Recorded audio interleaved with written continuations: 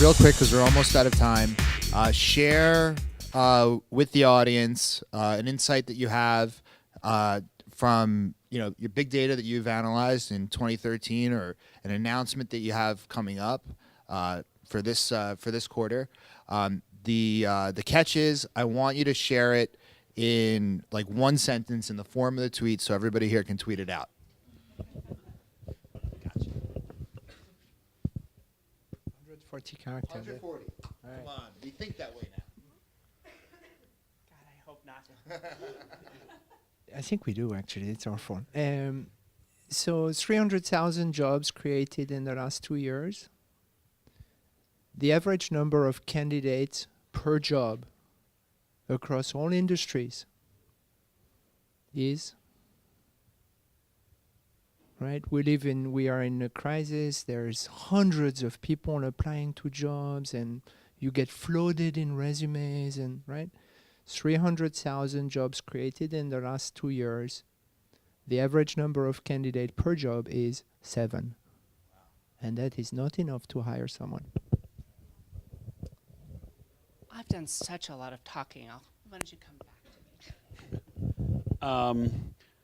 Let's see. We actually do very little with big data, so I'm not sure that I'm like totally the right person to talk about big data with respect to hiring, because most of our stuff takes place after you've hired someone.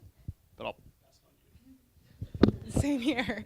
I mean, for us, God, I'm trying to think exciting things that are happening.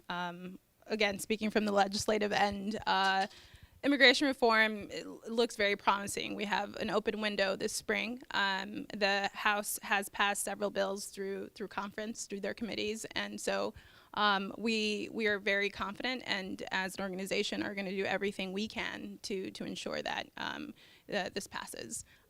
So for us, that means pushing members of Congress again to make this an issue for everybody, for the country, and to again make it a reality. Okay, so I'll come back, and being inside the company is, I mean, the talent management, I think, and getting the most out of your current employees is huge, and in some ways overlooked, because we do talk about the sexiness of recruiting and the cost that goes into recruiting, but turnover and everything is terrible. So I think one of the trends for this coming year and going forward is measurable results. It's not going to be enough for us to make you feel like you've made your job easier. It's going to be that you are going to see changes in the bottom line. Your workforce is more productive, your recruiting team is more successful. You're truly building a better company. For all of us to claim that we've had an effect beyond simply shifting you from one vendor to another, measurable results is where we're headed. Good. All right. This is awkward. All right. So none of us had a Michael Bay moment up here so far. So I think we all deserve a round of applause for that. With that, I think we have time for maybe one question. I know you guys are probably eager to get out there to all the attendees. I hear some rustling and bustling out there. Christian, do you want to pass the mic? But before they do that, maybe thank our sponsors for the event. So we've had an amazing group of sponsors who helped put this event together. SmartRecruiters, of course, who bought into the idea many, many months ago when we were having coffee in that room right over there, talking about how we could work together for 2014. Guild, New Context, Rockham Recruiting, a lot of, in addition to a number of community partners, including RiseSmart.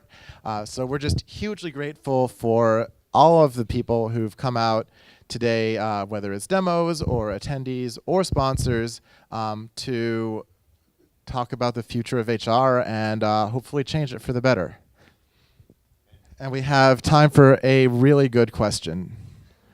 Who has the best one? Okay, he nodded, so. So I'm Ted Summey, founder of Discoverly. I worked at Salesforce for 5 years before doing a startup. And one of the things that I found at Salesforce And I take no offense to the comments. One of the things that I noticed when I was at Salesforce is that they had a lot of foreign talent. And was what a competitive advantage of the larger companies because they can afford the H-1B process, both the legal and the fee of it. And I guess the question is there any process on the legal side to make H-1Bs more accessible, both from a litigation, from like a legislative perspective, like legal fees, as well as the actual cost of the H-1B visa?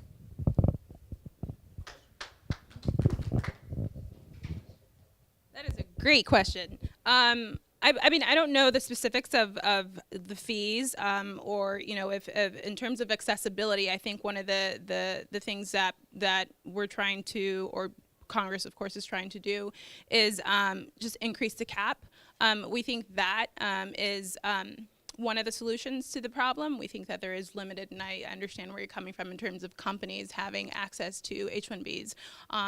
But we do understand that there will be a smarter process in terms of distribution. There will be specific requirements to how folks obtain H-1B visas, so the conditions will change. So I believe that will definitely help increase the chances of those obtaining H-1B visas.